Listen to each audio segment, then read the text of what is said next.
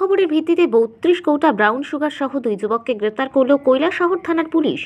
কৈলাসহর থানার ওসি সুকান্ত সেন চৌধুরী সংবাদ মাধ্যমকে জানান, কৈলাসহর থানার কাছে গোপন সূত্রে খবর আসে যে 2 যুবক ব্রাউন সুগার নিয়ে বিক্রি করার উদ্দেশ্যে আরজিএম হাসপাতাল সংলগ্ন এলাকায় ঘোরাফেরা করছে।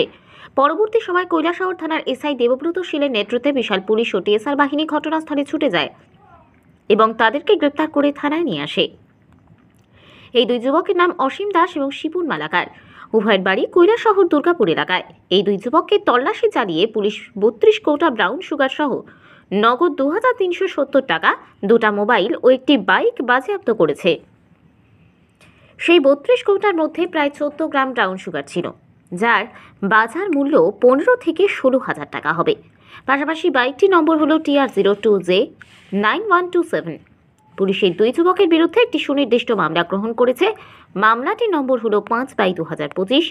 এই মামলায় police 21A, 25, 29 of NDPS act ধারা প্রয়োগ করেছে। এমনটাই সংবাদ মাধ্যমকে জানান কৈলাসহর থানার ওসি সুকান্ত সেন চৌধুরী। নিয়ম মেনে এক্সিকিউটিভ ম্যাজিস্ট্রেটের সামনে আমরা সার্চ করে তাদের কাছ থেকে আমরা মোট 32টা ফাইলস কোটা, যাহাতে সন্দেহজনক ড্রাগস হেরোইন রয়েছে বলে আমাদের ধারণা, আমরা সিজ করি।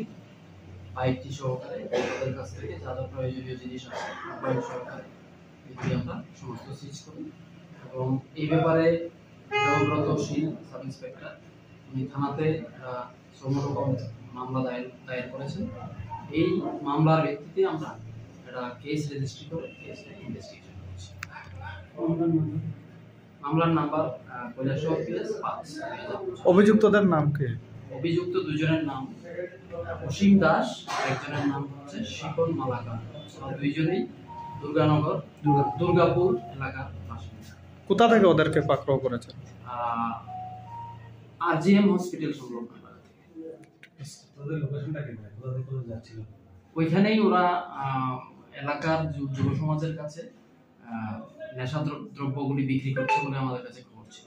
কতটুকু পরিমাণ ছিল brown sugar? Brown sugar total 32টা ভায়ালস। এর মধ্যে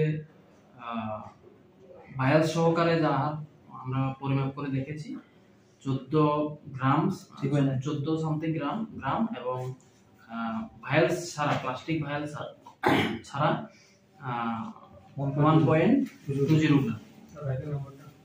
বাইকের নাম্বার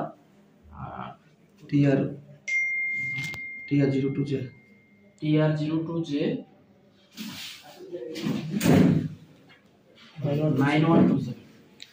আনুমানিক কত টাকা হবে সেই 14 গ্রাম? আনুমানিক 15 থেকে 16,000 টাকা হবে বাজার মূল্য।